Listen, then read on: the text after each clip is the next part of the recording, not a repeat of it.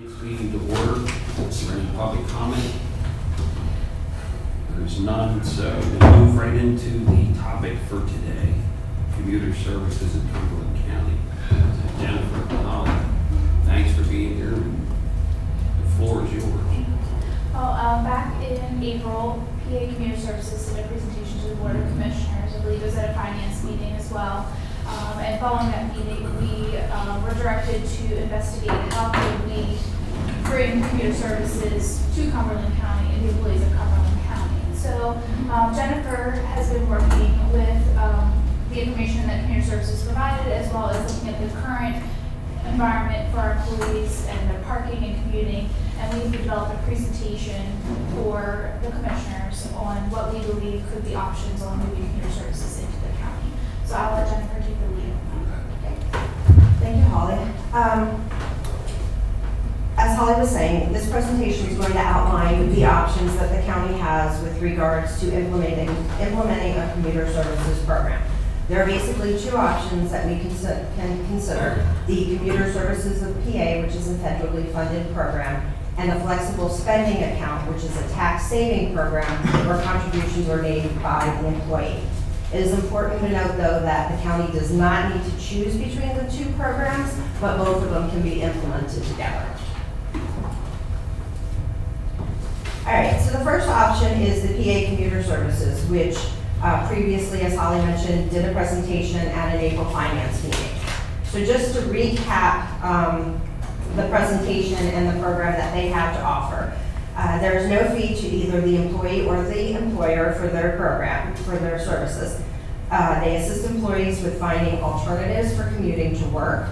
They offer rewards for employees that participate in the program, and it can be used in conjunction with any county-offered incentives, for instance, parking spots, which we'll talk about later in this presentation. So looking at the PA Commuter Services program, a viable option under that program for county employees would be either carpool, vanpool, or biking or walking if you live in the immediate Carlisle area. Unfortunately, doing some research into the transit, it's not really a viable option at this time, mainly because the routes are not conducive to the core hours of the county. And as you can see with Rabbit, there's no permanent routes. It's more of a rideshare program. So PA Commuter Services uses an app that employees can download to find either carpool or vanpool, and they also log their trips and earn points, which they redeem for rewards. Right now, the app is limited to Apple users. However, it will be available for Android later this year. And in the meantime, Android users can still have all the benefits of the app. They just have to go to the website.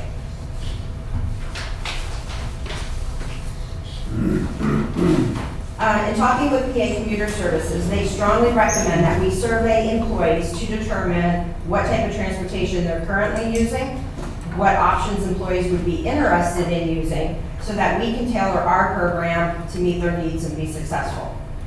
If we decide to move forward with PA Commuter Services, they will conduct on-site transportation events to help us launch the program, as well as answer any questions employees may have. Also, PA Commuter Services suggested that we consider implementing a flexible spending account in addition to their program. So I looked into that a little bit more, and we currently use WageWorks, and this is our second option to consider for commuter services. This can be done in addition to the PA Commuter Services program or as a standalone. WageWorks currently administers the county's flexible spending account for medical expenses and the county's COBRA plan. So in talking to WageWorks, it would be a flexible spending account similar to the medical one. Employees will allot money from their paycheck to be put into their account pre-tax to spend as needed on parking expenses. They can also use it on transit if that was an option for our area, but because it is not, I did not include this in the presentation. Can I just ask a question there? So the employees can determine how much they want to put into this pre-tax. account? Yes, it would be based on what their parking expenses would be, because it is a use it or lose it. So the flexible spending account for medical, you can allot up to so much a year, and you can carry over 500, but anything beyond that, it's a use it or lose it. The parking program is, you have to use it within the year. It is use it or lose it. So if they're paying $50 a month to park right now, and something happens later in the year, and they find a cheaper parking spot, they wouldn't be able to get that money back, just like with the medical spending. The way it was worded here at some point, I said it was like to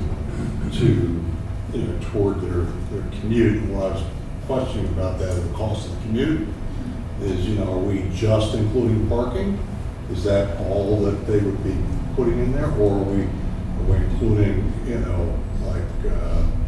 the cost to get here, to and from work, gasoline? Much like the medical spending account, there are certain costs that are allowable costs. So for instance, your prescription can be used on the medical, but you can't go in and necessarily pay over-the-counter cold medicine and have that deducted. So the parking is, we're focusing just on the parking, but they also do allow you to put aside money for transit if you were taking a bus. So all that you can consider is your parking costs, your bus pass, those type of things, not repairs on your car, not gas.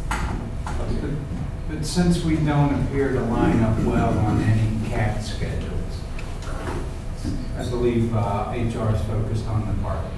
That's correct. And we, Cumberland County, don't determine what expenses are eligible to go through that account. It's determined by the IRS what expenses will be eligible to process. Okay, well, I think that, okay, that's fine. No, that's cool. That's going to have to be, determined again. We're going to look at the cost benefit. So, go ahead. And again, this is just an option that we can consider if we want to when looking at the PA Commuter Services. It was recommended by them that we look at this option to do with their program, so we did look into it and wanted to be able to present that to you today, so you had the option to make the decision. Okay, so there's basically two ways with this program that employees can get reimbursed for their parking. They can either have WageWorks submit a parking payment every month on behalf of the employee, and then there's nothing else the employee has to do, no claims, no anything. Or employees can pay their parking and then file a claim to WageWorks to be reimbursed for that cost. Okay, so how does this benefit the employee and the employer, which I think is a little bit about what you were thinking, Commissioner Hertzler. It said use pre-tax dollars to pay for commute. I didn't know what all that included. So Yes. you're saying it would be limited primarily to parking. In this instance, yes. Right. We could expand it if there were people who were able to take CAT transit, for instance, that, that would be expanded, that would be an acceptable expense, but as I said, it doesn't seem to really be a viable option right now for our employees. So, Could it include, let's say we had 2 or more employees who decided to carpool? Could they include in there like the cost of gasoline, that's paid or split by all of them for the commute? At this time, that is not an eligible expense through Okay. the flexible spending. It would purely just be the parking space. Okay. So how it benefits the employee is that it reduces their tax burden, which in return gives them a little bit of a higher take-home pay. Usually there's a cost savings to the employer with a flexible spending account as well, as it reduces the employer's payroll taxes. However, because parking is relatively inexpensive in downtown Carlisle compared to larger cities, and there is a cost to administer the program, it would actually cost the county money if we were to offer this benefit to employees. And it's also important to point out is this is not relieving the employee of their tax burden. It's just deferring it, okay? To sometime into the future when they would have to pay taxes on those earnings, correct? So it's a pre-tax deduction, and so it's under the IRS. This is an eligible deduction that they could take from their pay, and it would be exempt from, I believe, Social Security, disability, and yes, Social Security, disability, Medicare, tax. So this is not like a retirement account. No. Retirement accounts, you save money now, you defer pre-tax, and when you pull it out later in life. So this is not tax deferral. This is actually, you're eliminating a tax on a certain portion of your income, which is eligible, you can eliminate the tax. That's correct. It's, Oh, okay. So if an employee made $35,000 a year and they set aside $1,000 for parking expenses, they would only be taxed on the $34,000. And when they file their taxes at the end of the year, their taxable income is the $34,000, not the $35,000. And this is a federal tax break? correct. So that you would still have your local income tax, and you'd have your state income Right. tax. That could not be, No. exempted in any way, shape, or No. form. Okay. And it's a use or lose, so it's just in that plan year period, they have to tie their deferrals to their parking costs, so they get to pay their parking only, or Right. transit if that were feasible for somebody, with tax-free dollars, or at least some federal tax-free dollars. Right. And if there is a loss, if for some reason at the end of the year somebody did lose money, there is a place on their tax return to indicate that they had a loss in a flexible spending account. I would envision if we did offer this, it would be part of the annual open enrollment process. So for instance, if it was, we moved forward for 2019, part of the annual open enrollment for the employees' benefits, they would elect to participate or not. And at that point in time, they would make an estimate on what their expenses, the eligible expenses would be for 2019. And then that deduction would start in 2019, and they would use it during that plan year of 2019. If that's something we decide that we want to pursue. And we see this more as I said, PA Commuter Services suggested looking into it and implementing it in addition to their program.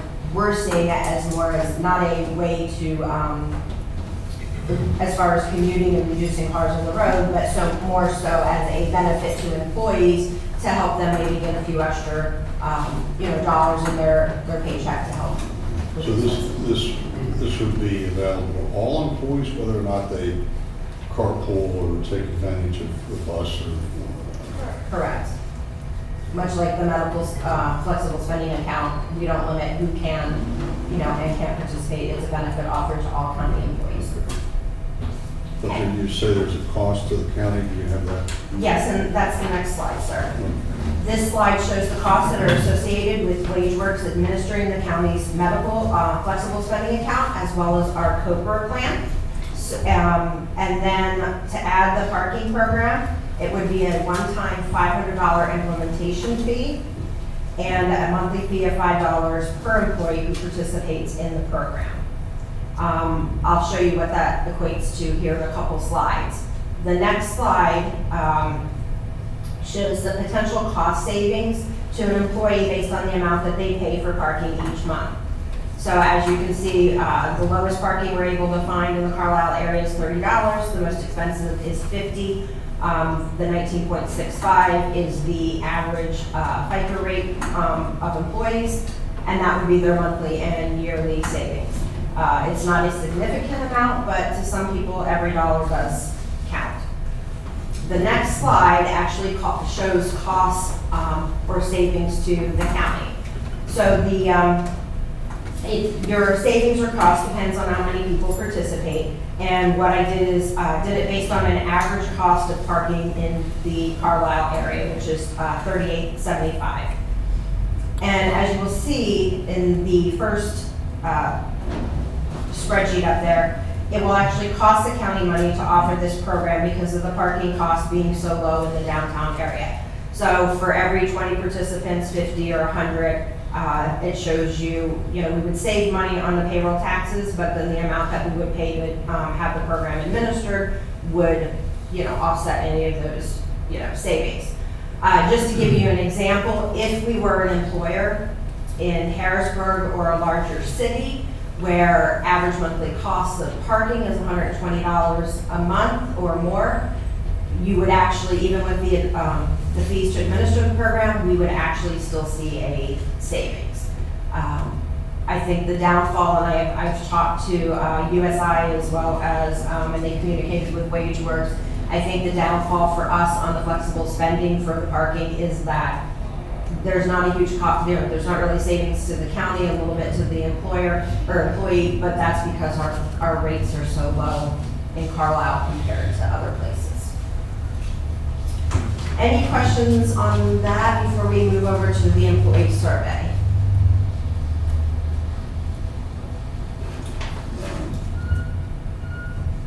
I don't believe so right now.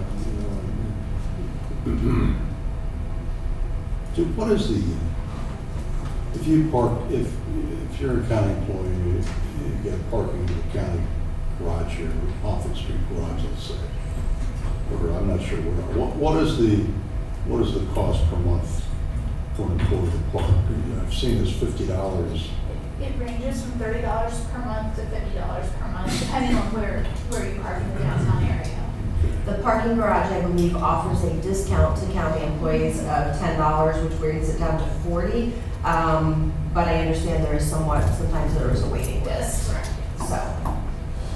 So it's basically pays the parking for people who are willing to carpool. Is that right? They could, for the flexible spending, if you pay parking regardless if you carpool or not. So it's just, this could be a standalone. If we choose not to promote PA Commuter Services, we could still go into a parking flexible spending. Which means anybody can use it. I'm not sure I understand the benefit. There's not necessarily a benefit. I think what we're saying here, there is not a benefit to the county to offer it. It is the tax advantage to the employees. This would, if we decide to go down this road, it would be an enticement or an incentive to get employees to contribute on a pre-tax basis in conjunction with PA Commuter Services. Are you seeing it as a recruitment tool, or I'm not seeing the benefit here? No, we're seeing this as PA Commuter Services was a topic to look into. Right. In discussion with them, they said you need to look into in addition to offering PA Commuter Services, it would be beneficial to look into a parking flexible spending. Our analysis shows it's not beneficial to the county.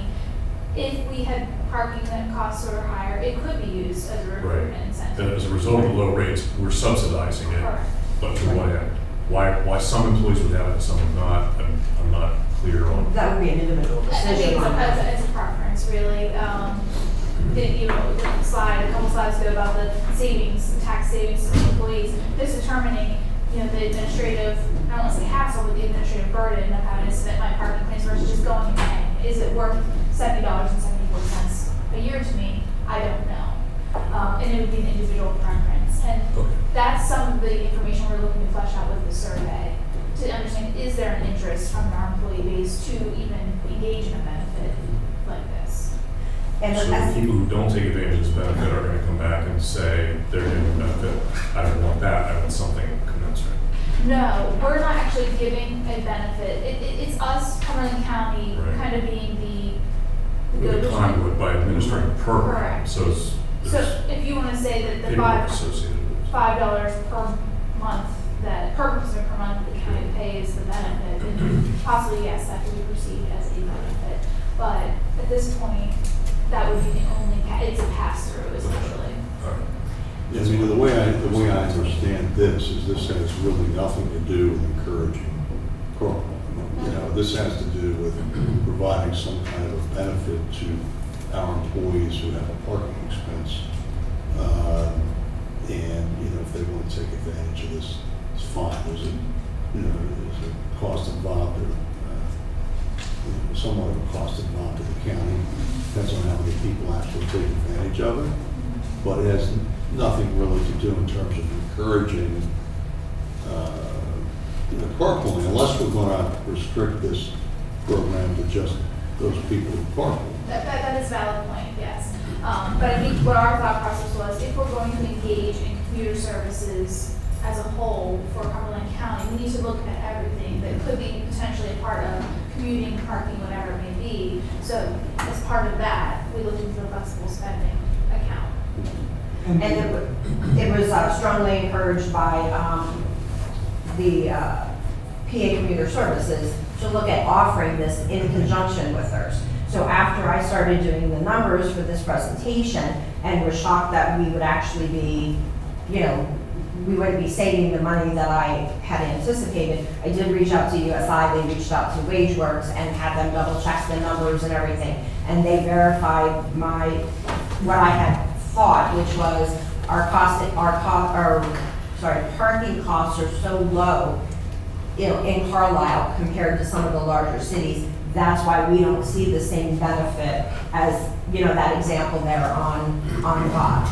But we do have some other options for incentives for Carlisle a little Right. bit later in the presentation. We just wanted to present all of the But information. could we, if we wanted to do this, could this be, just made available to those employees who are called? That's something we could look into if we were restricted. I don't believe we could. Typically with a pre-tax deduction, there are qualifiers, you can't discriminate against individuals participating. Okay. But we can certainly look into that. I would suspect it's like most Section 125 plans where you have to offer to all or none. And none of us are tax advisors. Any other questions before we move on to the survey? Okay. All right, so as previously mentioned, PA Commuter Services strongly encourages that we conduct a survey prior to implementing any commuter services program, mainly so that we can find out what the interest is and how we can tailor the program to meet the needs of our employees. So the main goal of the survey would be to, 1, let employees know that we're considering a commuter services program. 2, evaluate their interest, especially as it relates to the flexible spending account, because there is a cost to start the program as well as the monthly ongoing cost. As well as gather ideas from them on possible incentives. So we've come up with a couple, but there may be ones that we haven't thought of that employees would be able to share with us. And make employees feel included and that they've been given an opportunity to express their opinion, which in return results in better employee-employer relations. So the survey can be done via SurveyMonkey, and it does not need to be anonymous. And there's a copy of the survey on the left-hand side of your folder for your review and consideration. So the proposed employee survey timeline is the next slide, showing we would want to hopefully roll it out as soon as possible, and then the timeline for providing data and results back to the commissioners would be in September 12th. So options. As I mentioned earlier, the county does have a couple of options. We can either, 1, implement the PA Commuter Services as a standalone program. 2, we can implement the PA Commuter Services with the WageWorks flexible spending account. And we do have a third option that we could just do the WageWorks flexible spending account, but I don't believe that really gets at what we're trying to accomplish here.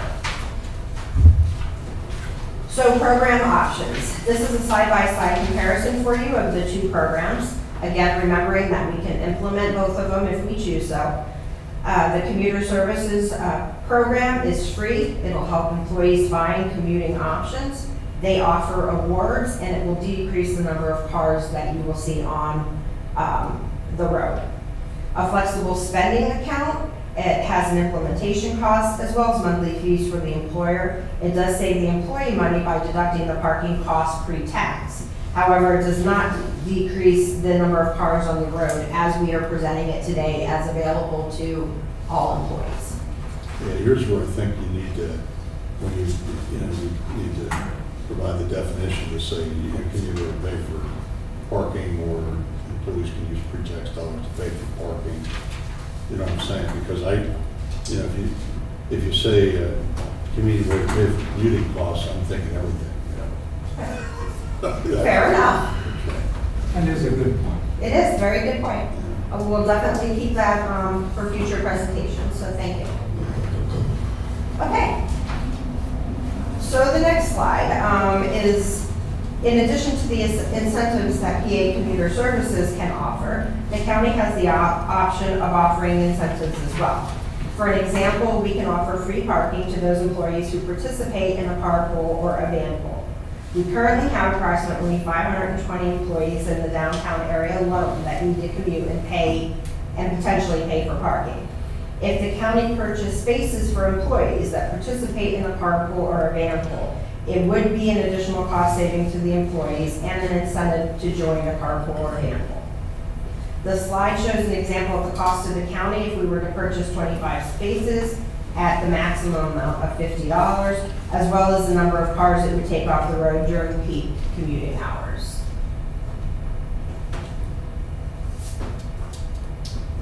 Any questions? Recommendations and next steps.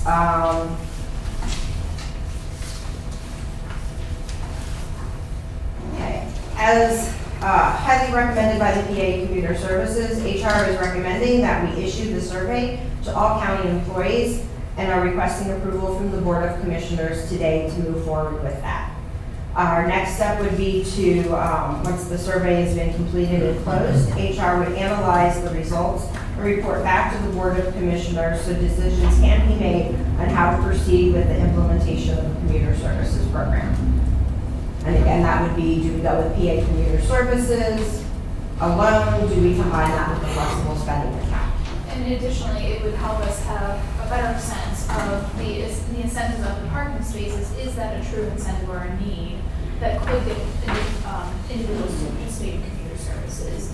We had put the 25 spaces out there, but the actuality is that may not be something that our employees are interested in. So we don't know that until we have the survey data to support what a recommendation for the program would be. Do we have any baseline on how many employees actually do carpool? We do not, and the survey would give us that as well. Yeah, there is a question on that, and if I could just point to, and Jen, let me know if I'm missing something. It looks like survey question 16 is the only one dealing with flexible spending. In there, in the second line, we say placed into account to pay for parking. And I think we'd want to clarify and other specified transportation related costs to parking or mass transit costs. And another thing, tolls, I believe, is covered under the flexible spending, so that's where we kind of come into the other. Some people may take the turnpike on a But that regular. might be where we could, in 3 categories, specify parking, tolls, or mass transit costs. It sounded as though you wanted to check legally what could be included, is that? We can certainly In other words, in investigate terms of further. what could be included as far as, because I mean, I think if you could actually specify what those specific areas are. So we did ask that question, and as we got the answer back from WageWorks, we understood that applicable to our employees would be parking and tolls. And if mass transit became an option, for instance, if CAT were able to adjust their inbound and outbound times to accommodate our workforce, then yes, mass transit could be a possibility. But we can get an exhaustive list if you would like. So it would be primarily parking, transit, and toll. Parking, tolls, and transit costs, I guess. Correct. I guess the question I have is, all of those are deductible expenses now, are they not? Yes. Okay, so they're basically unreimbursed work expenses that anybody can put on their But tax. don't you have to itemize your taxes to do that? Yes, you do, that's right. And I think a lot of people are not going to be itemized based on the changes that occurred under the Tax Act. The idea, I think a lot of people, it's not going to work for them to itemize any longer. The concept behind flexible spending is to ease that, a lot of people aren't going to put the work into itemizing their tax deduction, and flexible spending makes them a little bit easier for them. This will actually give them that tax break up front. Now, do they have to, does this have to be included in the filing of your tax returns that you got? Does this have to be included somewhere on your tax We'll returns? show it on your. Yes, it's your tax protection. With flexible spending, I don't recall actually having to do much work. It's in the W-2. Correct. It's reported in a box as says like pre-tax deductions, and I don't know the box number because I'm not a tax expert, but it'd be similar to how the HSA contribution or a medical cost spending contribution would be withheld. Yeah, and as HR has said that if we were a higher cost parking, so fortunately we're not, there isn't necessarily a savings for the county, but to a lower paid employee that's paying for parking, and I suspect that we do have numerous employees, this could be one way to give them a slight advantage to paying their parking. Without knowing the level of interest we have in a flexible spending, I would say I would not recommend implementing the Met Department flexible spending, but I would like to Let's survey see the employees and yeah. see what his income, because if it is a benefit, that's just one more boost to employee morale that we, Cumberland County, are behind them and want to support them in this. Well, I just want to say that this survey, there's still a couple of suggestions I have, but it's, first of all, I think it's much better than the earlier version that I saw. One of the things that I appreciate by this is the fact that it doesn't insist on anonymity, because hopefully, we have enough. I understand you want to not necessarily require individuals to give their names, all right? But the fact that it allows them to consider that, because there could be employees right now that want to get involved in carpooling, and rather than having to go back and do another survey after we've done this one. So, we've eliminated the requirement that it has to be anonymous, which is, good. I also think that based on the incentive that we talked about and consideration about the possibility of providing free spaces to those who carpool, maybe it would be start off as a limited number of spaces that are available. But if we're going to do that or consider that, then I think that ought to be in the survey, number 13, where it says incentives for participating, i.e., and I would start off with free parking, rewards program, discounts in area businesses, et cetera. Okay? And then finally, the other comment I would make is that at the beginning here it says that you must be at least 18 years old to participate in this survey.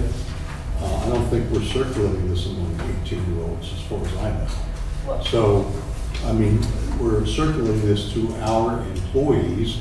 If we have somebody that's working here under the age of 18, that's fine. I don't know why they couldn't participate in the survey as well. But I don't think that sentence is necessary. And that's valid feedback. We do just, we do have employees who are under the age of 18 in the nursing home, and we do plan to include the nursing home and prison in this as well. But certainly we can remove that from the survey. Yeah, I just think that, I think everybody, this is our employees who are going to be hopefully filling this out. And the other thing I want to comment on that I think is good is that you're going to potentially set up kiosks at the nursing home and other places where some of our employees may not have computer access. Is that right? IT can bring over a mobile lab or computer for them to be able to take the survey during the period of time that the survey is open.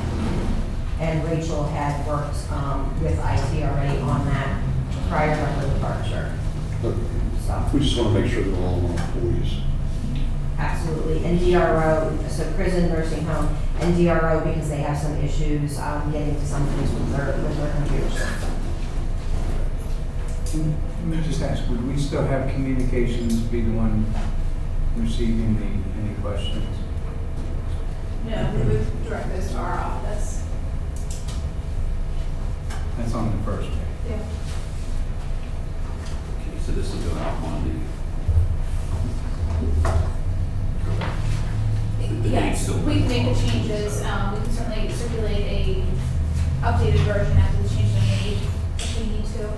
But we would like to get this out sooner rather than later. Were you guys okay with the suggestions that I made? I don't care. I have a couple of comments on it. So maybe I'm going to be the dissenting opinion on this. And I have no objection to the survey, as long as it's a meaningful survey. We want to gather information on what people's perceptions are. That's fine. I would say the two biggest barriers you have, if you ask people their gripes about parking here, it would be that it costs money and that it's too far away from the front door. So I don't know if we want to find out if there's any objections to it, but do the survey, I'm fine with that. Personally, this whole thing to me sounds like a solution in search of a problem. The expense and the density of Carlisle does not create a significant commuter problem here. That's one that should be borne by the county. If parking is an issue, that is frankly is a borough issue, but we are very narrowly focused here on carpooling only because nothing else is practical. It seems to me you're going to generate a great deal of paperwork and effort on the county's part, particularly with not only paperwork but policing options. If you got spaces that people have to, you got to be a carpooler, you better be watching to make sure that there's more than one person getting out of that car. I think that's, we're just going to spend a lot of resources on things that don't necessarily get us a whole lot of benefit. If you want to do carpooling, frankly, when I first became a county employee, it was very simple. I found out that in that case, Bob Ziegler, who works downstairs, lived about 4 blocks away from me.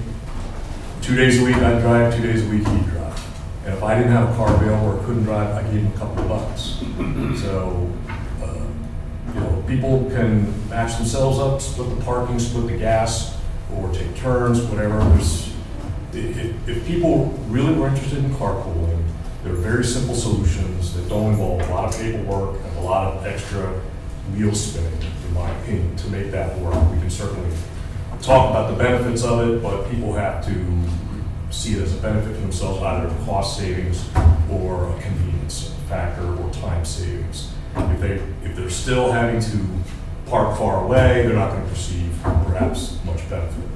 So, well, the Commute PA app will do just that. So, I mean, and maybe the survey shows that is what we end up promoting here at Cumberland County, and that is, you know, PA Commuter Services comes in, does the lunch and learn, we kick it off, and here's the information, and we provide some information in our new hire packet on the app on how they can link up together. That very well could be what comes out of what we find from our employees. So you understand, we're not sitting here making a recommendation at this point. We just don't have enough data to support. The survey's fine. I think as long as it's pointing in a practical direction, and I'm not so sure that we're really there. I have to take another look at it. I'm not in front of me right now. So I'm fine. Go ahead and do the survey. But like I tell you, that's just my feeling on it. We're spending resources we could be spending much more meaningfully doing other things as a county to supplement our workforce. Holly, this is all going to be done on survey. That's correct, yes. Okay, and you'll be able to get the results like instantly once you close it. Yes. Okay, I think the survey is key as to what our next steps are. You know, I don't know how much interest there is, but this will certainly, I think, answer most of the questions. I'm fine too, Jim, with your recommended changes. Yeah, again, I was worried about the initial survey, if everything was being kept confidential, that, you know, we may have to go back and do it all over again, and so, you know, then it kind of response to what Gary is talking about here. Look, I look at it this way, and I appreciate you folks putting this forward. You know, I think we see the congestion, you know, Interstate 81, I see it every day. Of course, now they're fixing 81 and they're holding people up, you know, during the day here, which I don't think that was well thought out by PennDOT. But in any event, we have a lot of people who are, you know, essentially going the same directions. I think what Commuter Services of Pennsylvania has done is provided for a convenient way for those who want to take advantage of it. And all I think we're trying to do here is, first of all, gauge the interest of our employees and or make them aware of what is already available. So, you know, I think we can, you know, if the employees think about it, because now I hear the fuel prices are going back up, okay? You know, the cost of gasoline is going to go back up because we've got this, in this tariff situation with the world. So, bottom line is, if you want to save dollars, you know, give them an opportunity. So the question is, can we book people who are interested in it? That's all we're doing. And other counties have taken a leadership role in this, and I think that there's no reason why we as a public body, you know, should not take a leadership position on this. And then hopefully maybe some businesses in that will also, in our county, will also get interested in getting involved with it, because, you know, as you remove every vehicle you can remove, off the road, so is beneficial to our environment. It's beneficial to the reduction of the congestion, because at the end of the day, I don't really see us building our way out of this with respect to the traffic jams that we have, and they're going to be continuing to increase. So I just think it's an effort, try to see whether it works. Again, it will be a voluntary thing. And to what extent we want to provide an incentive, that's something we'll consider down the road. At least we can get some opinions of our employees, and I think it's worthwhile. And we looked at the paperwork a few years back. We did a zip code matching thing for folks, and we basically floated this idea before. We never got a report on whether anyone took advantage of that or whether that paid off in any way. So I imagine there's going to be a number of employees who see the survey and say, here we go again with carpooling. But we don't know if the other effort resulted in anything, if it was successful. Are we building off of that at all? Have we done any? Well, I do know that there are a couple of employees who are currently utilizing the PA Commuter app. And I think that probably was as a result of that last initiative. I don't know the number of individuals off the top of my head. I believe PA Commuter Services does have that data. I'm not 100% certain on that, because they did take a look at our employees as far as their zip code and talk about the opportunities to develop what would be options for Cumberland County. So that data was not lost. It was utilized to a degree. I don't have it with me today. Yeah, and the other thing too that's changed, as this has been talked about before, is that the Commuter Services option of essentially they have funding to reimburse people for emergency ride home, which is the big concern a lot of parents have, is, I'm at work, my kid gets sick at school, I gotta leave to go pick them up. If I don't have my car, I can't do that. Well, now, there's a provision or a thing in here to provide for an emergency ride home.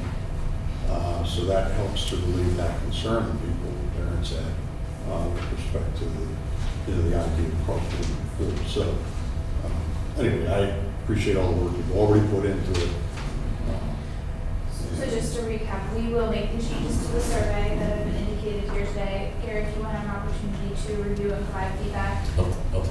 Certainly, we would like to distribute it on Monday if possible. Once we close the survey, we'll review the information and then come back to the board with a recommendation on how to move forward. Yeah. I'll make a motion to move forward with the survey and with those minor edits that we suggested, and I guess to make it available beginning Monday. Is that what we're talking about? We would like to send it out. No. That's my motion. Is there a second? I'll say.